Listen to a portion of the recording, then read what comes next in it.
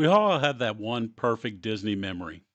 Maybe it was flying over Fantasyland in the Skyway, driving beneath the sea in 20,000 leagues, or laughing inside MuppetVision 3D. But what if I tell you that every one of those iconic rides are gone forever?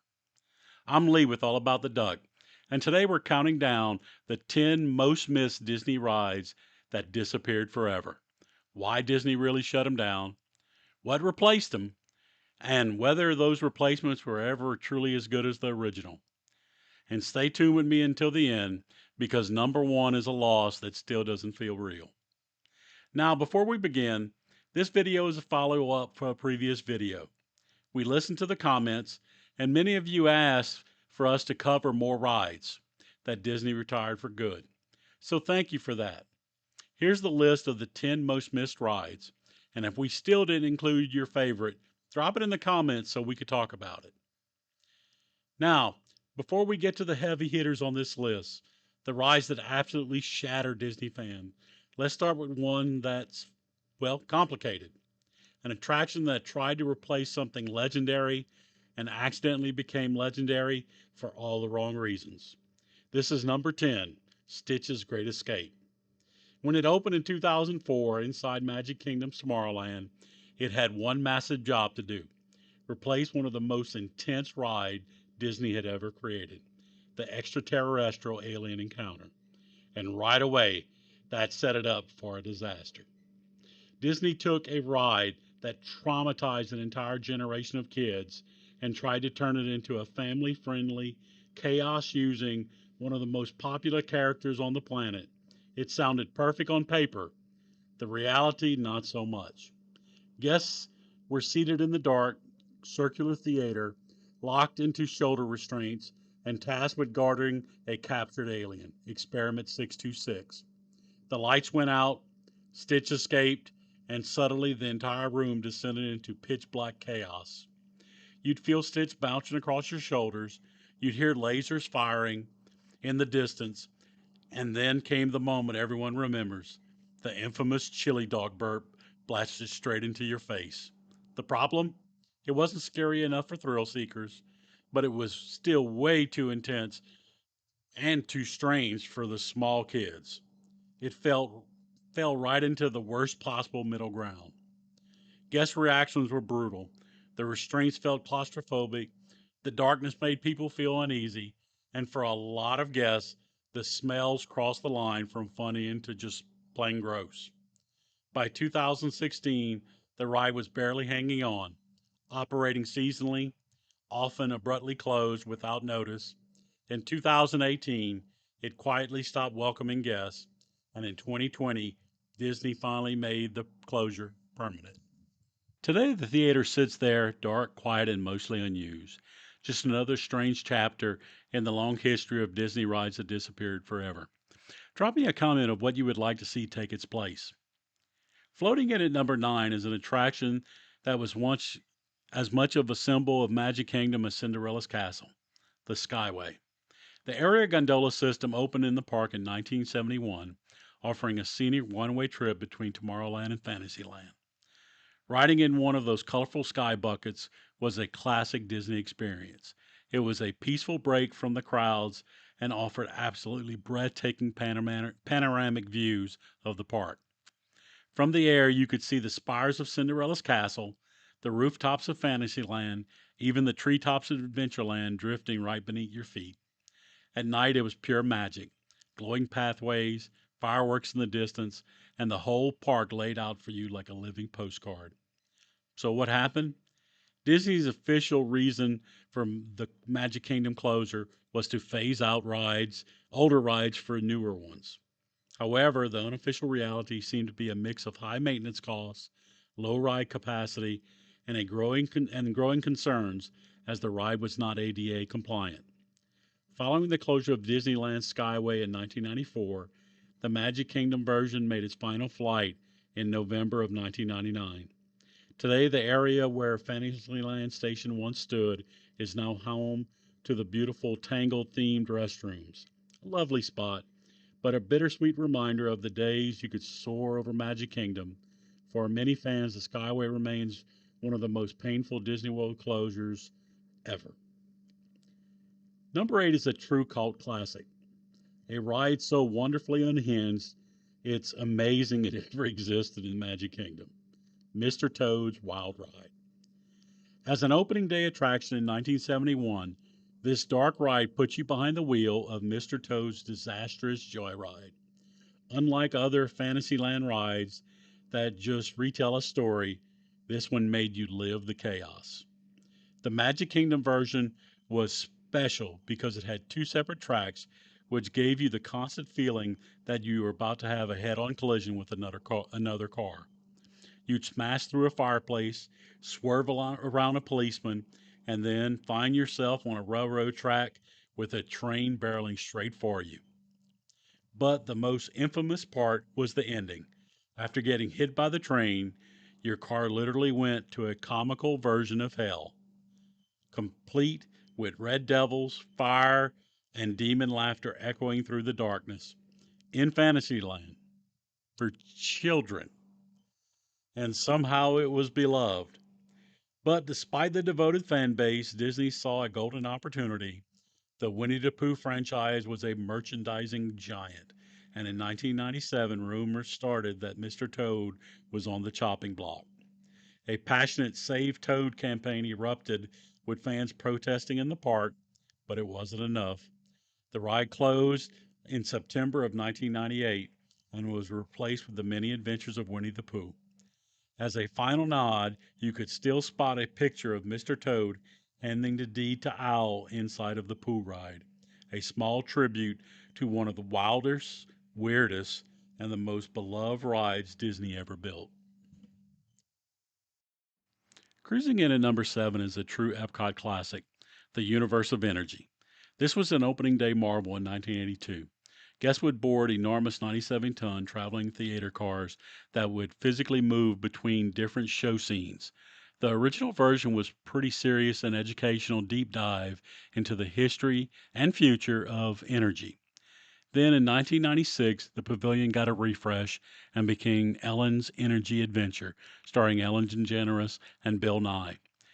This version kept the same groundbreaking ride system, but added a huge dose of comedy. The show started with Ellen dreaming she was on Jeopardy! The theater cars would then take everyone back to the age of dinosaurs and learn about fossil fuels, leading to a massive, awe inspiring diorama filled with roaring animatronic dinosaurs. Despite the impressive scale, the ride was almost 45 minutes long, which is a tough sell for modern audiences. Once the sponsorship with ExxonMobil ended, its fate was pretty much sealed. The attractions doors closed in August of 2017. The building was completely gutted to make way for its replacement, Guardians of the Galaxy Cosmic Rewind, which opened in 2022. While Cosmic Rewind is a mind-blowing high-tech coaster, its arrival represents a huge shift for Epcot, moving away from the original educational mission towards action-packed thrills based on popular movie franchises, a change that longtime fans are still debating. Number 6 sends us over to the Norway Pavilion in Epcot's World Showcase for a trip on Maelstrom. Opening in July of 1988, this boat ride was a quirky tour through Norway's history and mythology. Guests boarded Viking-style ships and sailed through scenes of trolls, polar bears, and seafarers, while a booming voice promised, "You are not the first to pass this way, nor shall you be the last." The ride was famous for being a little weird. You'd meet a three-headed troll who would cast a spell on your boat, sending you backwards over the edge of a small waterfall before stopping just in time. The ride ended in a modern Norwegian village where you had the option to watch a short travel film about the country. Maelstrom was a fan favorite because of the quintessential Epcot. A little strange, a little thrilling, and a dive into another culture. But then in 2013, a movie, Frozen, exploded into the global phenomenon. Disney was eager to bring Anna and Elsa into the parks and announced in 2014 that Maelstrom would be closing to make way for a Frozen themed ride. Fans were furious, arguing that dropping a ride based on a fictional kingdom into the World Showcase went against the entire point of the pavilions. Despite protests, Maelstrom took its last voyage in October of 2014. Its replacement, Frozen Ever After, uses the same ride path and boats and is wildly popular, but many still miss the authentic, if bizarre, spirit of Norway that Maelstrom captured so perfectly. Number 5 marks an attraction almost universally mourned by EPCOT purists as the greatest loss of them all, Horizons. Opening in 1983, 1 year after Epcot itself, Horizons was the ultimate expression of the park's original vision. It's a slow moving dark ride that explored humanity's most optimistic and awe inspiring ideas for the future. The ride transported you through the incredible scenes of what life might be like in floating cities, desert farms, and even under the sea. But the best part was the finale. You got to choose your own destiny. Guests would vote to see a personalized trip back to the future port, experiencing a short simulated journey into a space station, an undersea colony, or a desert habitat. The ride's theme song, New Horizons, was brimming with a sense of hope and an endless possibility that perfectly defined the spirit of old school Epcot. Despite being a massive fan favorite, Horizons became a victim of its own progress. Its technology was getting old, it was expensive to run, and its sponsor, General Electric, pulled its funding. To make room for more modern, high thrill attractions, Horizons closed for good in 1999. It was replaced by Mission Space, an intense centrifuge based simulator. But for all its thrills, Mission Space lacks the grand, hopeful, and heartfelt vision of the future that Horizon promised. For countless fans, Horizon wasn't just a ride, it was the promise of a great, big, beautiful tomorrow that in the end never quite arrived. Among Epcot fans, Horizon is often ranked as the greatest defunct Disney attraction of all time. At number 4 is the ride that once defined an entire park, the Great Movie Ride. Housed inside the stunning replica of Grauman's Chinese Theater, this was a grand centerpiece of Disney's MGM studios when it opened in 1989. It was a slow-moving journey through the breathtakingly detailed recreated scenes from some of the most famous movies ever made. The experience was pure magic. Giant ride vehicles transported you from a gritty gangster shootout to the terrifying spaceship from Alien, and then alongside Indiana Jones in a cursed temple. The ride masterfully blended audio animatronics with live actors who would either be your tour guide or hijack your vehicle, making every trip feel a little different. It wrapped up with a powerful montage of classic film clips that left you feeling inspired by the power of cinema. But the park was changing. It was no longer about the history of Hollywood, but about stepping inside the movies. On top of that, many fans and analysts believe the complex licensing agreements for all of the non Disney films were becoming a headache. After an incredible 28-year run, the Great Movie Ride closed forever in August of 2017. Its replacement, Mickey and Minnie's Runaway Railway. It was the first ride to ever star Mickey Mouse himself.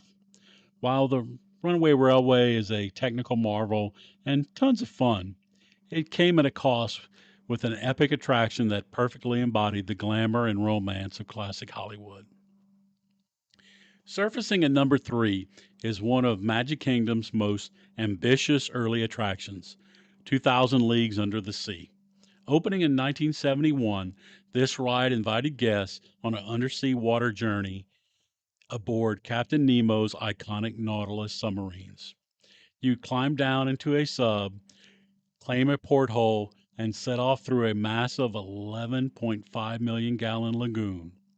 The voyage took you past vibrant coral reefs, shipwrecks, the lost city of Atlantis, and a tense finale where a giant squid attacked the submarine, its tentacles floating right outside your window. It was an incredibly atmospheric experience that truly felt like a grand adventure into the deep. But the ride was a logistical beast. The subs had very low passenger capacity, which meant that the lines were always painfully long. They were also incredibly expensive to operate and maintain. Despite its popularity, Disney quietly closed the attraction in 1994, at first claiming it was for refurbishment. That refurbishment never happened. The lagoon sat abandoned for a decade before it was finally drained and demolished. After an intermediate use as a kids' play area called Pooh's Playful Spot, the area was redeveloped as part of the new Fantasyland expansion, and today the Seven Dwarfs Mine Train occupy a large portion of the former footprint. While the Mine Train is a fantastic coaster, it doesn't quite replace the sense of the true underwater discovery that was lost when the Nautilus fleet took its final dive. And number two, we have an attraction that was once the heart and soul of its park, the Studio Backlot Tour. When Disney-MGM Studios opened its gate in 1989, it was sold as a real working production studio that also happened to be a theme park. The Backlot Tour was the main event, a sprawling multi-hour experience that gave guests a true peek behind the curtain. The tour started with a walk through houses and working sound stages, but the main event was the tram ride. It took you through a massive costume department, past shops, and down the iconic residential street where you could see houses from shows like The Golden Girls.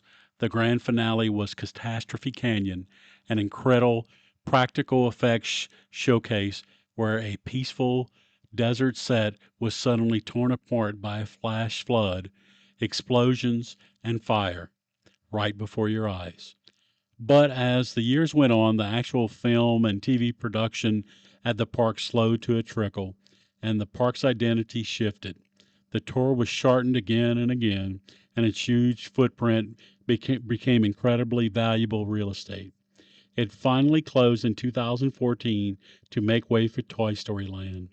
And while Toy Story Land was an immersive and beloved addition, the end of the Backlot Tour was a final nail in the coffin of the park's original theme, leaving the hole for anyone who misses the real magic of movie making.